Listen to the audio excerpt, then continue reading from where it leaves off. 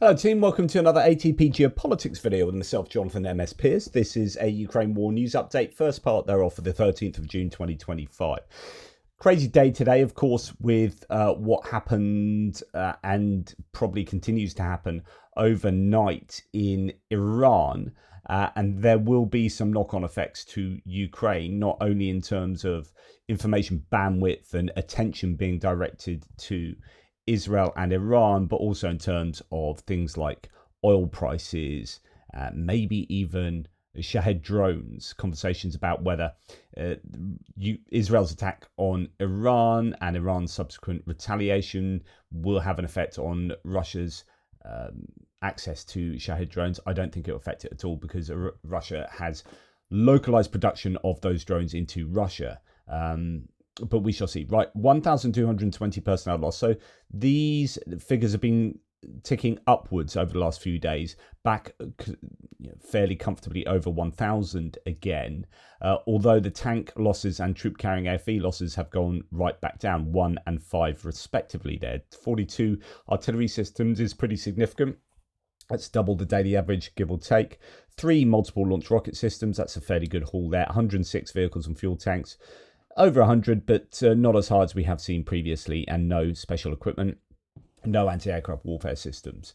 So fairly good in terms of personnel. Other categories are a little bit lower. Talking about personnel, Andrew Perpetua says, I've counted 34,943 Russian combatant deaths over the past 289 days since I began tracking. This number will increase as I've not finished error checking, and we typically undercount during the first pass through the data. That is a phenomenal number, really, to have caught on camera and counted. So this is going to be massively conservative in terms of an estimate for who has died over the entirety of that 289 days for a start. So it's not even a year, and you've got a really ultra-conservative figure of 35,000 Russian deaths. My goodness. Imagine that extrapolated over the course of the war, and then work out, how conservative that estimate may be. So here he has a chart tracking the deaths that he has counted recently.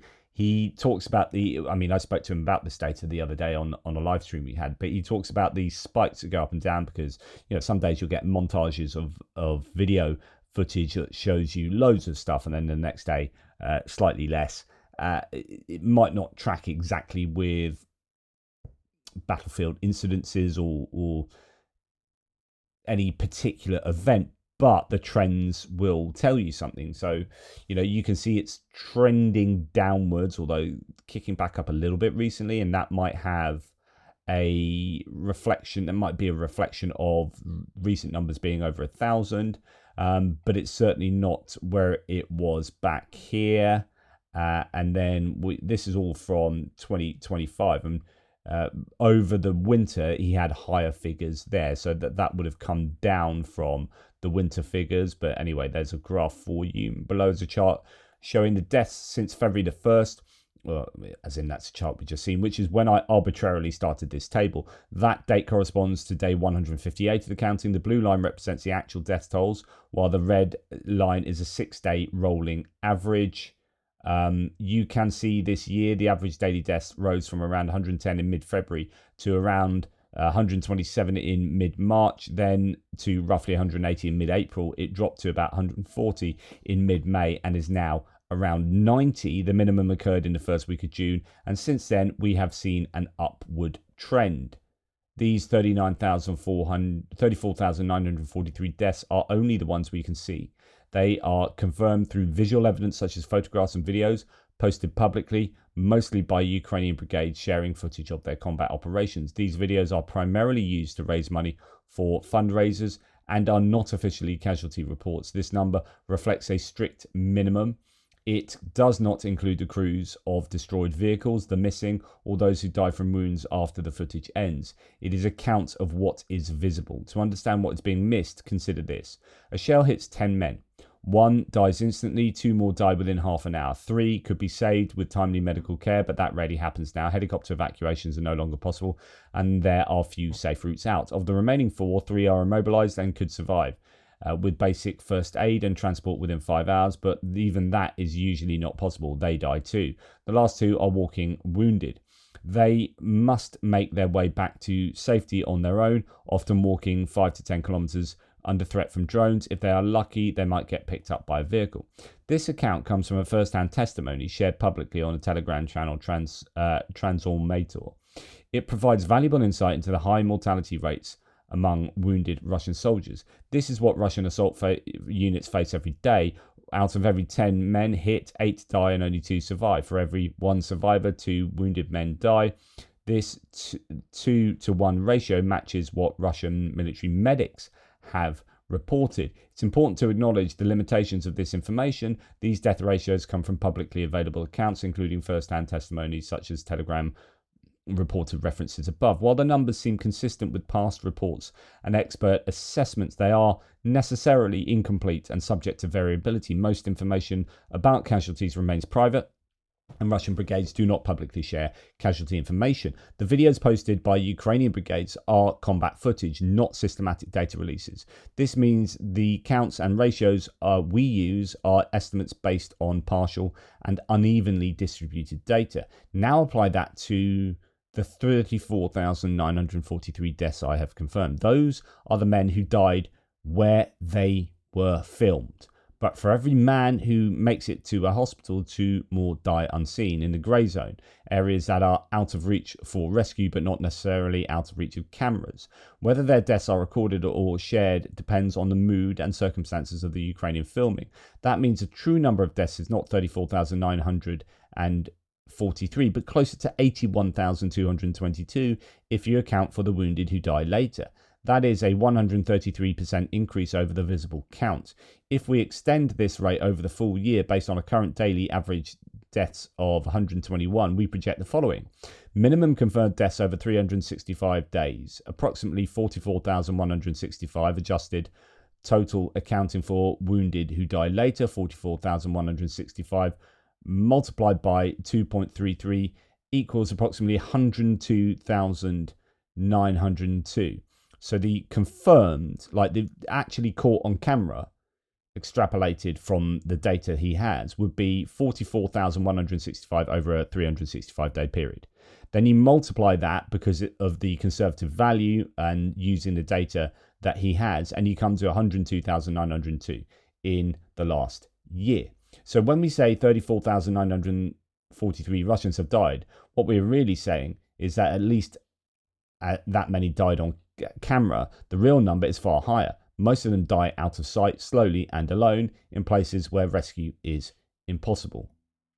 That's a really, really interesting analysis there by Andrew, and that's what a vital piece of the jigsaw to add into the picture of the overall death rates and overall sense of how many casualties there have been over the course of this war, particularly for the Russians. Now, in terms of personnel, there's been another third day of POW swaps yesterday. We had young people, then we had injured and ill people, and then this seems to be, I don't know, maybe a bit of a mix. The oldest freed defender is 59, the youngest 22, reports Ombudsman Lubinets. The returning POWs include soldiers from the Armed Forces of Ukraine, Air Assault, Navy, Marines, Air Force, Territorial Defence, State Border Guard and National Guard. So a right mix of those POWs on the third day there. Really good scenes to see them get back to Ukraine. Okay, in occupied Makivka, the Russians have reported there may be many dead and wounded soldiers after a strike there. So the Ukrainians may have used, I don't know whether this is a case of drones.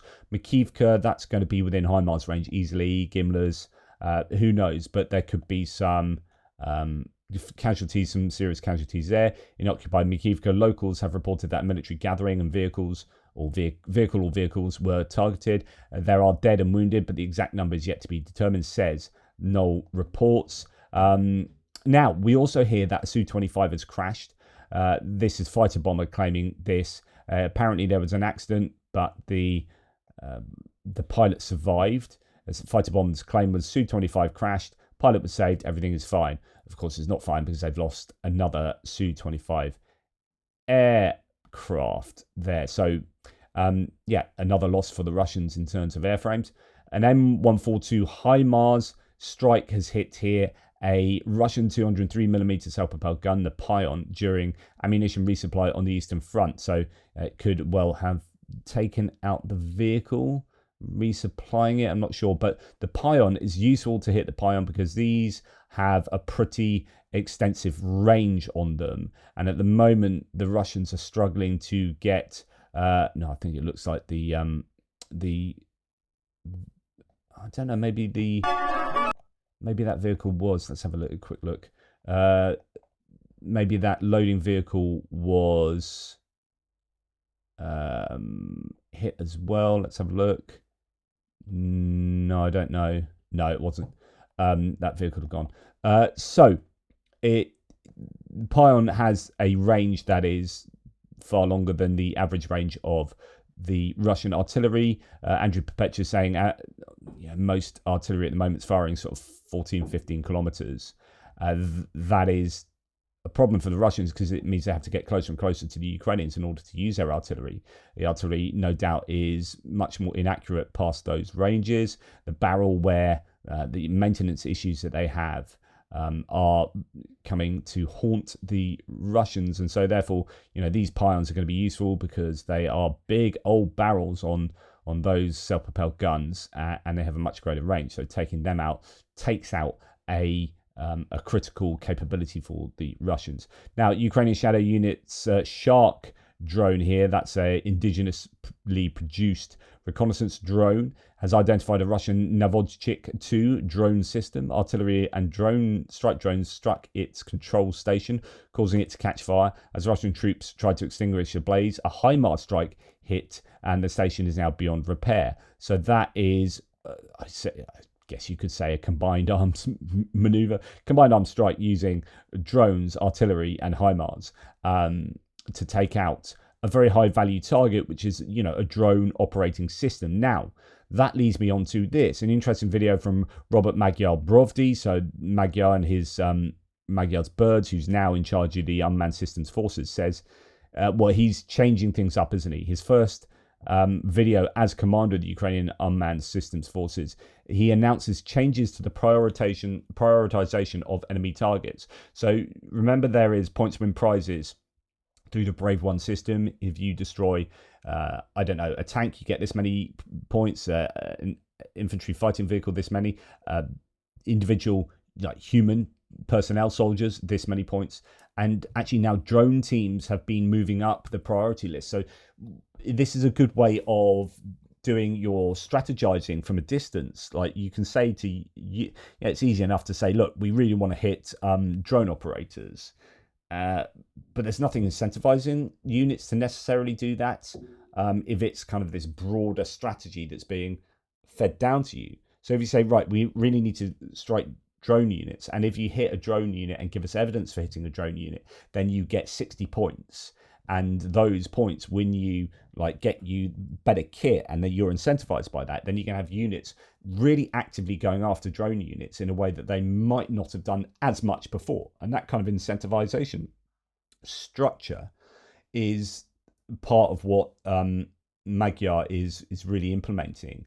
And so, changing the point value of different targets gives your soldiers that motivation to take out things that you want them to take out as a commander. In Sumy region, Russians have started using passive drones. They hang near roads and instantly attack as soon as they notice people or cars.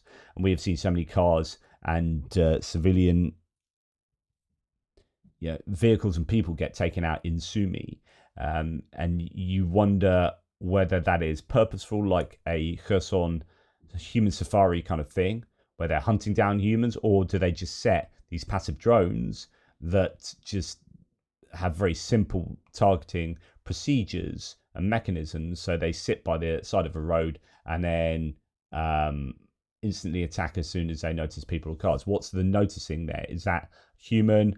or is that some kind of autonomy? I presume it's human. I presume it's still some form of human safari, to be perfectly honest. Right, now, we'll talk about this a little bit more later, but Zelensky has said that the Russians are, quote, the Russians are, mildly speaking, not that successful in their new offensive.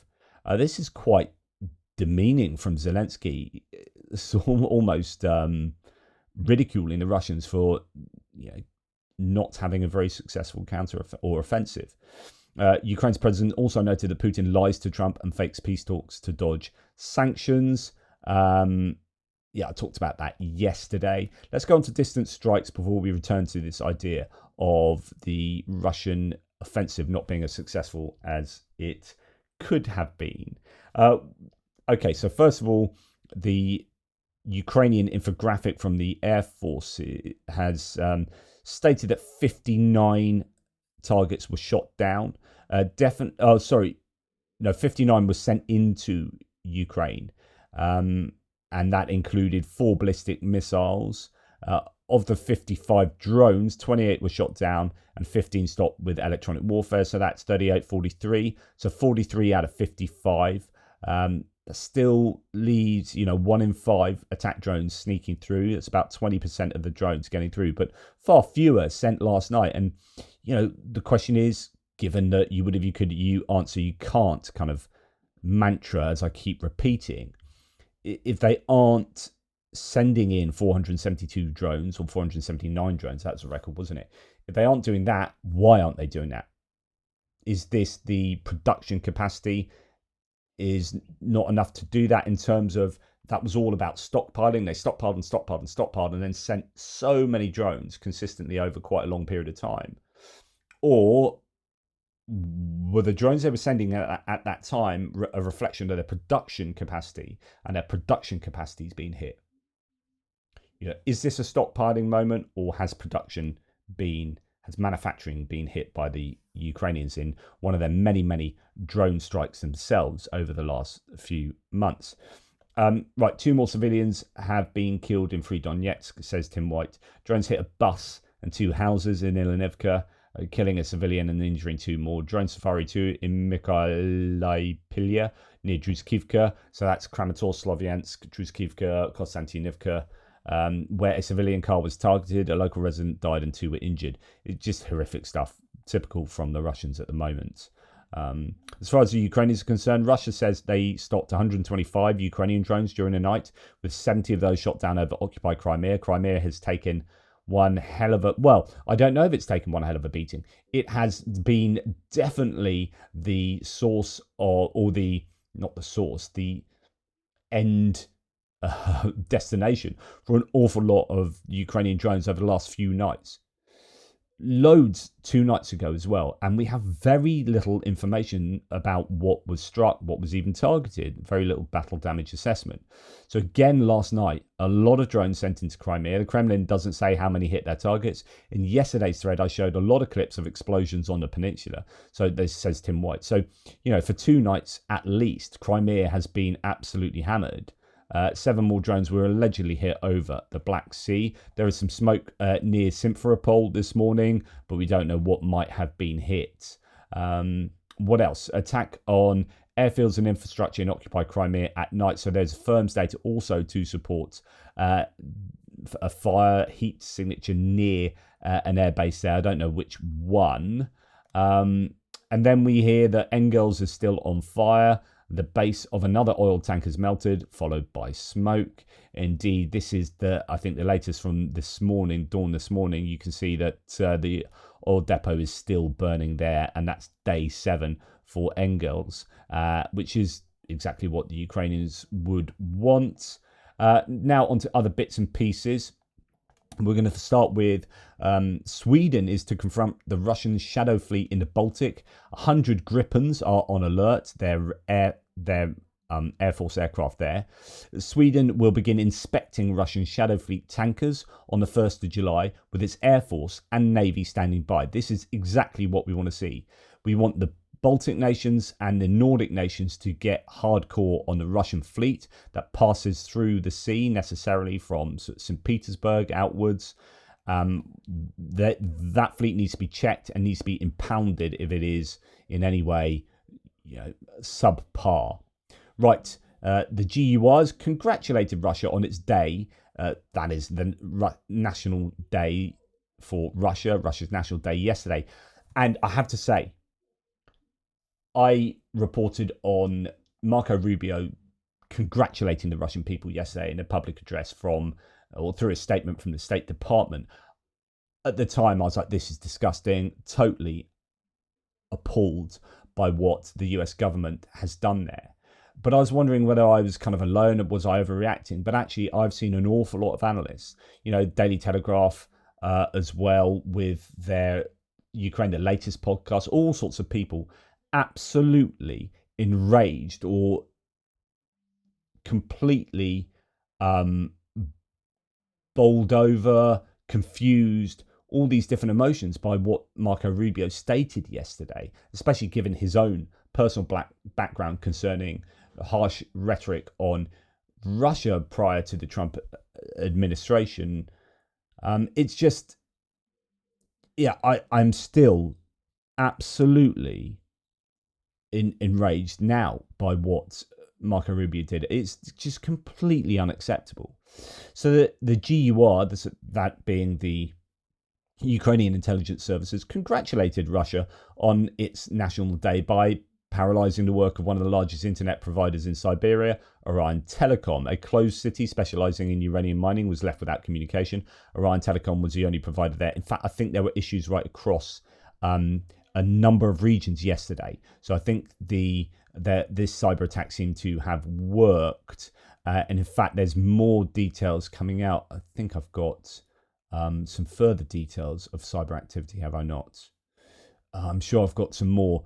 Oh yeah, here we go. Cybercore of the GUR conducted a large-scale DDoS attack on the servers of the Russian tax service and the customs and Russian railways between June the 10th and June the 12th. So two examples there, well actually multiple examples in this second one from RBC, of widespread Ukrainian cyber attacks on Russia.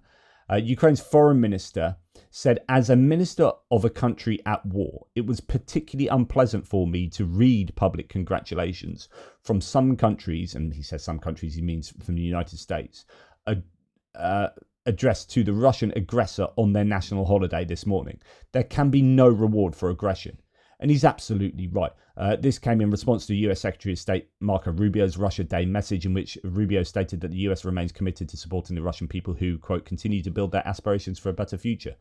Andrei Sybiha, the foreign minister, said his recent visit to Kherson, located just 13 kilometers from active fighting, gave him the moral right to voice objections after witnessing children studying in underground schools. And I spoke to Zarina Zabriskie yesterday about Kherson, so go and check out that live stream I did, interviewing her on the human safari taking place there. She has been living there recently. Russia is creating a force of unmanned systems as a separate branch of the military, says Putin. So Putin is looking, or the Russians are looking at the Ukrainian military structures, and they are copying them. When they work, they copy them. As I say, this happens both ways, but the Russians recognizing, I think, the strength of the Ukrainian unmanned systems forces, and we've obviously already talked about Magyar Robert Brovdi being in charge of them and doing I presume a really good job already in his tenure. He was previously in charge of his own Birds of Magyar unit that became more and more prominent as it got better and better, and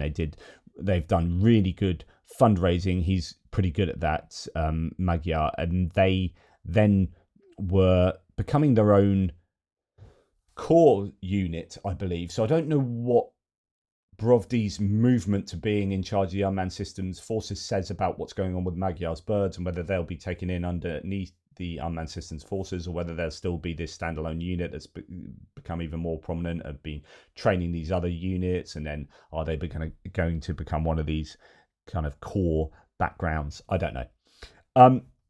So H.I. Sutton says, who's interested in maritime stuff, well, first of all, Military News UA says, in Kerch, the entrance to the bay of the Zayliv shipyard, the Russians have deployed barges and a target ship to counter Ukrainian anti-ship drones. So you can see these barges and booms that have been set out to protect the bay. H.I. Sutton says of great interest, there are also barges positioned to protect the dry dock there, where the massive assault carrier LHD Igan Rogov is under construction. And further to that, War Translators says that Russia is converting Kerch's civilian airport into a military airbase for drone launches. Images show extensive work, fortifications and possible air defense sites. Per the Russian registry, the airport's status changed to military in March 2025. So this is a very recent change and is now, it appears, a military airbase, not a civilian airport. Russia has seized, according to the Wall Street Journal, more Ukrainian territory in May than in almost any other month since late 2022, as the Kremlin pushes for a summer offensive to give the West the impression that victory is already in its hands. So what happened is the Russians came down into Sumy from Kursk Oblast and have taken quite a large amount of land, while also still moving gradually westwards in the Prokrovsk area. Of course, you've got what's happening near Kupiansk in the Pischany sector and in the Torska and Terny sector, as well as all the way down the east. So, yeah, May was a better month, or a very good month for the Russians in terms of the territory gained. But of course, you know, when it comes to looking at troops lost and materiel lost, there are still issues there. To which Zelensky said the Ukrainian forces are gradually driving Russian troops back now from parts of Sumy Oblast. He said that Germany will also deliver new IRIS-T systems. This all came from speaking with Boris Pistorius, the German defense minister. So unfortunately, no Taurus, as I reported yesterday, but there's a 3-year supply plan for IRIS-T defense systems and interceptors. But the Ukrainians are pushing, as he claims, the Russians back in Sumy. Here, Visioner says, big news. Zelensky announces that Ukrainian forces are gradually pushing Russian troops back in Sumy. This information is confirmed by Commander-in-Chief of the Armed Forces, Alexander Syrsky. According to the unconfirmed reports, a previously lost village of Yablunivka, which I reported in my frontline update yesterday, in the Sumy region, has been fully liberated by Ukrainian forces, and they are advancing into 4 more settlements, as according to this source. And even Deep State Map, I think, suggesting that. I presume that's what this mapping is. Unconfirmed reports suggest Yablunivka has been fully liberated, and they're advancing on 4 more settlements there. So it could be better news for the Ukrainians in Sumy, which has been an area where they've been under an awful lot of pressure. Now, I just want to throw this one in before we end. Macron, who's a good man, I said, what are you doing? He goes, we're celebrating World War II, our victory. I said, your victory? Your victory. Tell me about that.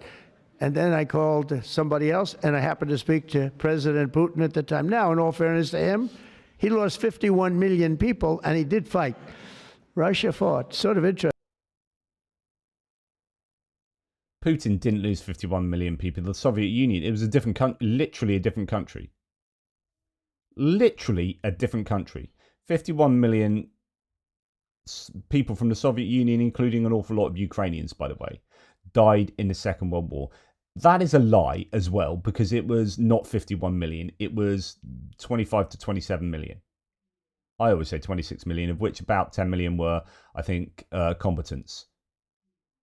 So, like, what are you talking about? But really what's going on here is he is putting Russia over and above allies like the UK, France here, and saying, oh, it was down to really us and the Russians that, and I talked about this the other day and how much of a problem this is in bastardizing causality and not really understanding how causality works. But anyway, he gets the numbers wrong, really gets the whole sort of claim wrong.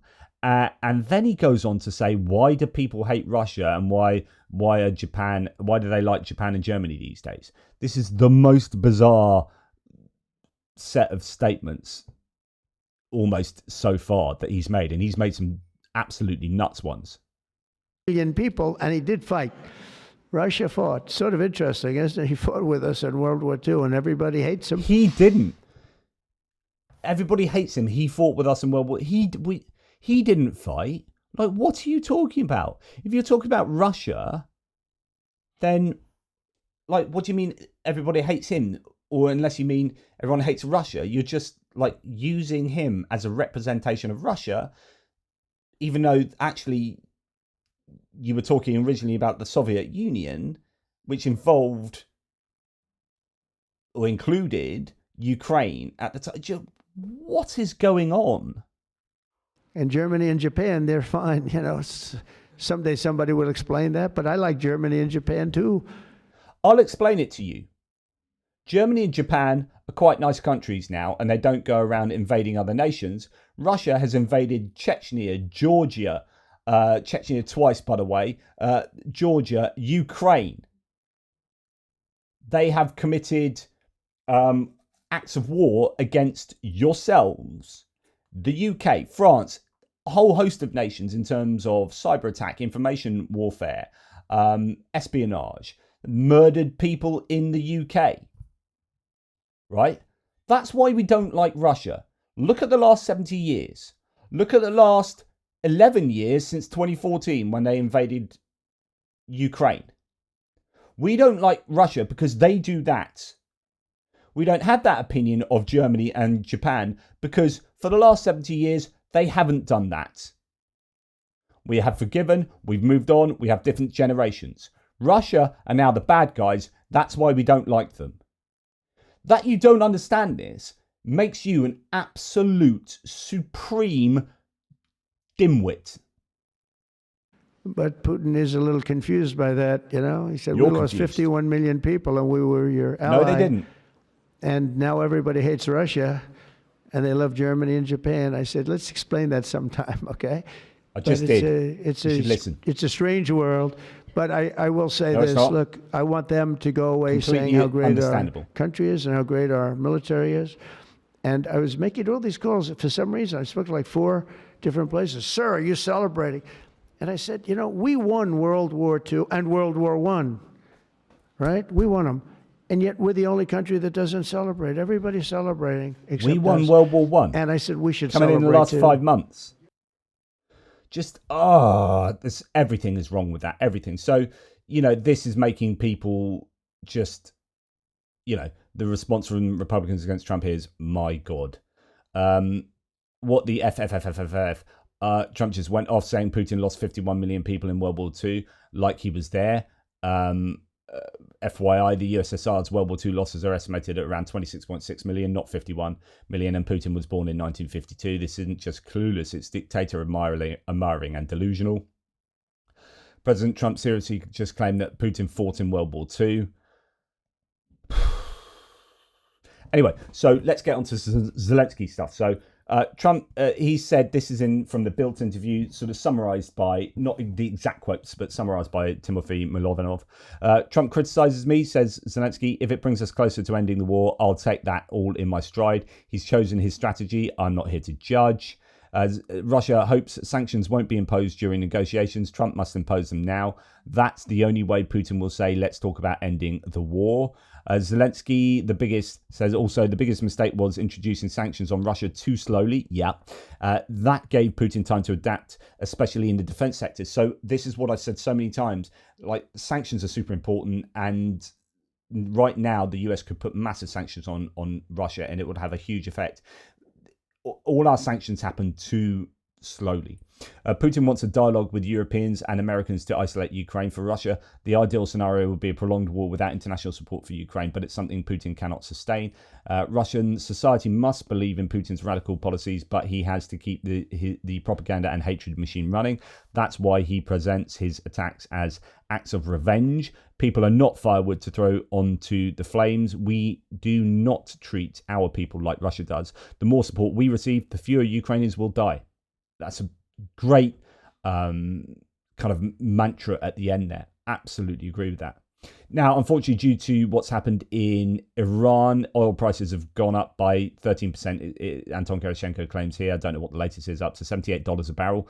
And that means, of course, Russia is going to be able to make more money off their hydrocarbon sales, and that will help to sustain their prosecution of the war against Ukraine. So this is the largest oil price increase in one day since 2020.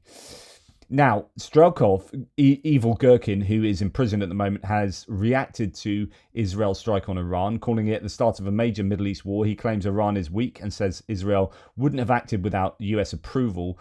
For Russia, it means losing the southern corridor and facing problems with oil supplies. So there could be some ramifications for Russia as a result of what Israel is doing to Iran. So we'll have to wait to see how that all plays out and see how these ripples affect these different countries.